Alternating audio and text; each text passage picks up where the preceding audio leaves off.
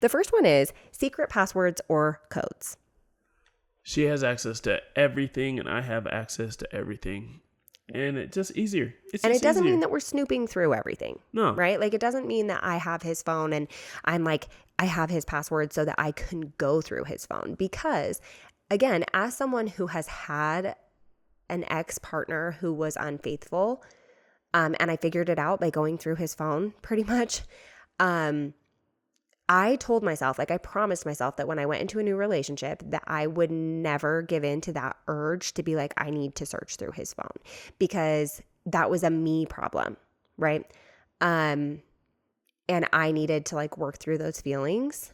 However, but that being said, I have nothing to hide, right? Yeah. Like, and so we have each other's passwords, we have each other's passcodes. Like, we probably actually should make them the same and make our lives a little bit easier. But yeah, there's been plenty of times where I've locked her phone just because I put in my password and I'm like, F. Yeah, that's true. Now I have to wait 2 minutes. Yeah, it's true. But yeah, that's not a secret. And I genuinely don't know that there is ever a reason that it should be. I just feel like if you're married and you guys are really trying to build something long-term and long-lasting, there shouldn't be any text messages. I've gotten messages from people that I was like, ooh, I don't love that. And my wife, if she sees it, she's going to be angry. For example, one lady at the gym just randomly was like, I want to spend more time with you on Instagram. And I was like, okay. And she was not pleased with it. But at the end of the day, because she always has access to everything, she knew I didn't do anything. She was just like, who's this weird lady? And sure. And I mean, obviously there's like times where I actually came across that message that somebody had sent him. He hadn't even opened it. I actually opened it.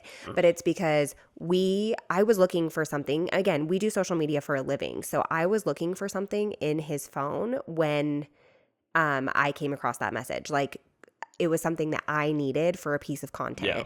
And so I was going through his Instagram account on his phone looking for what I needed. And I was like, what is this? And it was like an older lady too. Like, yeah, she could have been my mom. Yeah, she was older. But so, I mean, it wasn't something that was concerning for me. But again, like, knowing, you know what, if this is something he wanted to hide from me, it would either have been deleted or there would be some type of password protection. But clearly he's not worried about it, right? Yeah. So that's something that I think it keeps you accountable, right, as a person. But it also gives some comfort to your partner to know, like, I don't have anything to hide. Yeah. Right? And I think I was the first person to be like, yeah, you could add the password to my phone. I don't care.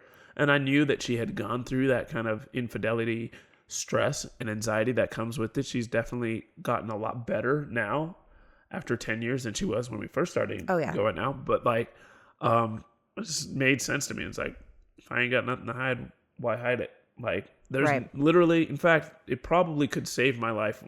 Well, let's say this. If you text me and I don't respond, which is a very common experience for a lot of people. The norm. Yeah. There's a better chance that Chelsea actually sees your text message than me. So if you're trying to slide in my DMs. Sometimes I go through his messages. I'm going to say that. Sometimes I don't know that you're recording. Let's see. How many text messages? I got 6. How many messages are there? 600. No. How? What? At least that's what it says. No way. Oh my gosh. Yeah, so sometimes I go through his messages because we have actually missed family functions before because people have texted Bedford and said, hey, here's the date and time.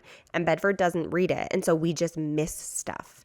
You know what though? Okay, we've got a second phone. This phone's an old one that's broken because my phone is actually the one that's recording. Okay, but either way, the best I've ever seen it is 200 and something. It may not. I'll post the real number. 200 and something though, that's still ridiculous. That's so normal. I will say that sometimes, again though, like if Bedford had something to hide, he would have a very real reason to be concerned because sometimes I'm like, I got to go through your text messages. You have 260 text messages. There is bound to be something in there that is important. And quite frankly, every single time he has missed something that is important.